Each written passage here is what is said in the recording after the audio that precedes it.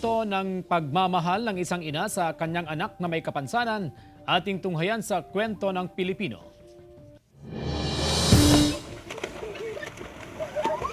Sa gilid na ng dagat na abutan ng GMA Regional TV Balitang Amianan News Team, ang 34 anyos na si Manuel Rafanan sa Villaverde, Kawayan, Ilocos Sur. Mayroong orthopedic disability si Manuel, kaya ang kanyang mga kamay at tuhod na ang nagsisilbi niyang mga paa.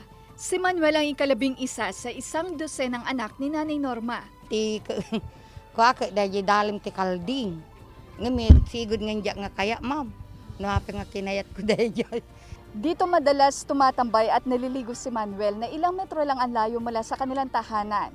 Pero dahil sa kanyang kondisyon, tila naging parte na rin daw ng buhay ng mga residente dito ang bantayan si Manuel sa kanyang pamamasyal. Mamunta giti ka barangaya kung nagpasyaran makikita da talaga kasla isuda metipan nakamata dagiti. Once nga rimuaren nakatutok dagiti tao kanyanan. No? Sa kabila ng edad ni Nanay Norma na 74, nakatuon pa rin ang kanyang atensyon kay Manuel. Bilbiling ko kanya da ma'am nga ikitaan da nga lagaan dan to ano. Awa anak. Maging si Manuel, hindi na napigilang umiyak sa mensahe ng kanyang mapagmahal na ina. Actually, nagbigay na rin kami noon ng mga assistive devices.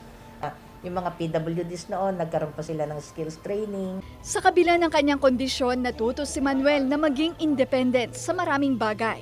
Hindi man niya mabigkas, makikita sa kanyang mga mata ang pagiging mapagmahal na anak. Kasama si Norman Raka, Ivy Hernando.